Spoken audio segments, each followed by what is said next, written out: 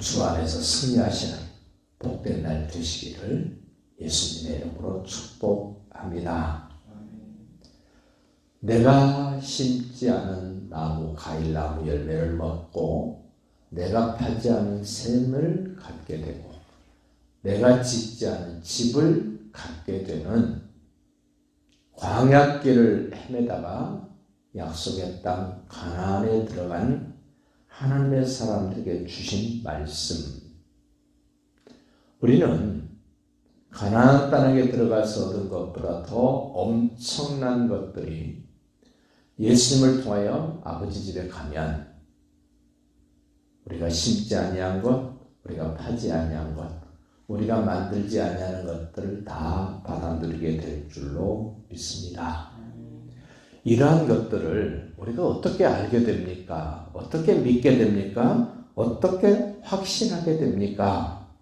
그 이야기를 지금 10절부터 16절 3장에 계속 이야기를 합니다. 어떻게 알게 됐습니까? 10절입니다. 오직 하나님이 성령으로 이것을 우리에게 보이셨으니 성령은 모든 것 곧 하나님의 깊은 것까지도 통달하시느니라. 우리 힘으로 할 수 없는 것들, 우리 노력으로 해결할 수 없는 것들을 하나님의 영, 성령은 해결하십니다. 성령은 보이지 않지만 분명히 존재합니다. 하나님도 보이지 않지만 존재합니다. 지금 우리가 사는 세상 가운데 예수님이 보이지 않지만 예수님도 분명히 존재하시는 성삼위 하나님이십니다. 하나님의 일을 하나님의 영 외에는 아무도 알지 못한다. 하나님의 일이 무엇입니까? 알고 싶으면 먼저 예수님이 죽으시고 부활하시고 승천하셔서 보내시는 성령으로 말미암지 않고는 알 수 없다. 왜 그렇게 성령님이 중요합니까? 성령님이 아니면 예수를 하나님의 아들 그리스도라고 말할 수 있는 사람이 없습니다. 성령이 아니고서는 하나님의 뜻, 하나님의 계획, 하나님이 원하시는 것을 세상 어디서도 알 수 있는 사람이 없습니다. 성령을 왜 주셨습니까? 12절 봅니다. 우리가 세상의 영을 받지 아니하고 오직 하나님께로부터 온 영을 받았으니 이는 우리로 하여금 하나님께서 우리에게 은혜로 주신 것들을 알게 하려 하십니다. 하나님이 우리에게 은혜로 주신 것이 무엇입니까? 은혜로 주신 것 중에 가장 소중한 것은 예수님을 우리의 구세주로 여인의 후손으로 주셨다는 사실입니다. 이 사실을 하나님의 영을 받지 않고는 아무도 알 수 없고 인정할 수도 없고 고백할 수도 없고 확신할 수도 없습니다. 성령으로 말미암아 하나님이 우리에게 은혜로 주신 것, 예수님을 주셨습니다. 예수님이 통치하시는 그 나라를 우리에게 주셨습니다. 영원한 세계를 우리에게 주셨습니다. 영생복락을 누리는 그 자리에 우리를 부르셨습니다. 다시 말씀합니다. 사람의 지혜로, 세상의 지혜로 깨달을 수 없는 하나님의 깊은 것, 성령께서 가르쳐 주셨답니다. 13절입니다. 우리가 이것을 말하거니와 사람의 지혜가 가르친 말로 아니하고 오직 성령께서 가르치신 것으로 하니 영적인 일을 영적인 것으로 분별하느니라. 내가 하나님의 사람인지 세상 사람인지, 내가 성령의 사람인지 사단막의 사람인지는 영적인 것으로 분별한다. 그런 생각을 해봅니다.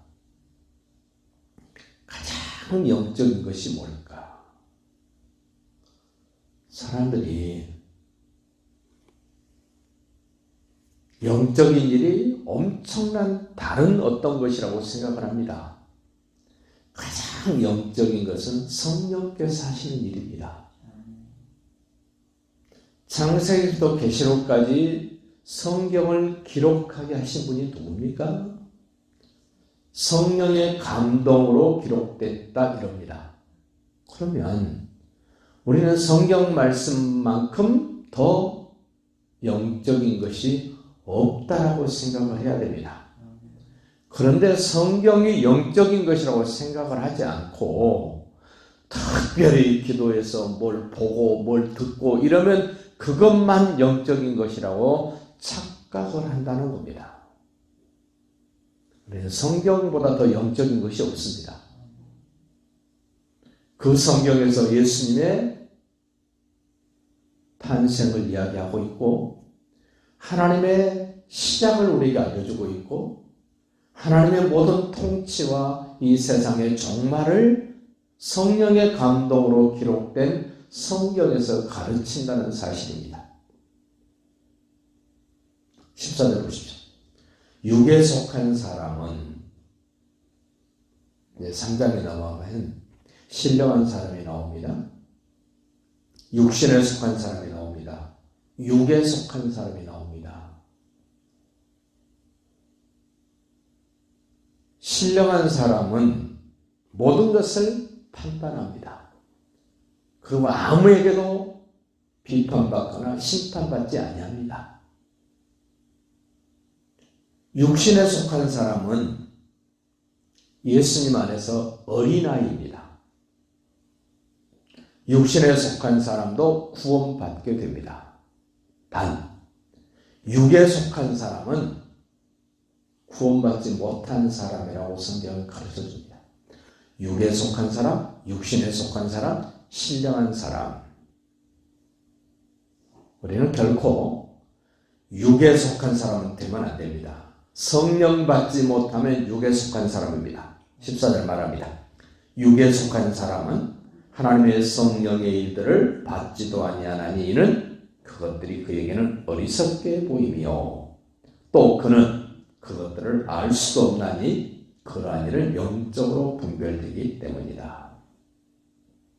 육에 속한 사람은 그냥 자연인이라고 보면 됩니다. TV 프로에 나는 자연인이다 이러죠. 그 자연인이라고 말하는 이 성경 표현은 구원받지 못한 사람이라는 말이에요. 그런데 사람들이 의외로 자연인을 좋아하더만요. 나는 자연인이 되고 싶다. 성경은 자연인은 너무너무 불쌍한 사람, 구원받지 못한 사람, 성령을 알지도 못하고 경험하지 못한 사람, 예수가 하나님 아들 그리스도라는 사실을 까맣게 모르고 사는 사람을 일컬어 육에 속한 사람. 내려치면 볼 거예요. 육신에 속한 사람은 그래도 구원은 받습니다. 그 3장 1절 보십시오. 형제들아 내가 신령한 자들을 대함같이 너에게 말할 수 없어서 육신에 속한 자 곧 그리스도 안에서 어린아이들을 대함과 같이 하노라. 이 신령한 사람과 육신에 속한 사람 괜찮습니다.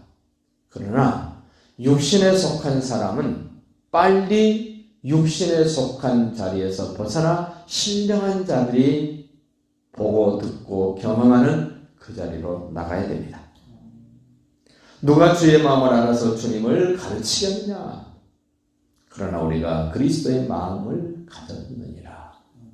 그리스도의 마음을 가졌다. 어떤 마음입니까? 하나님을 기쁘시게 하는 일에 온전히 집중하는 마음이에요. 자기를 낮게 낮추면서 하나님만을 높이고자 하는 그 마음.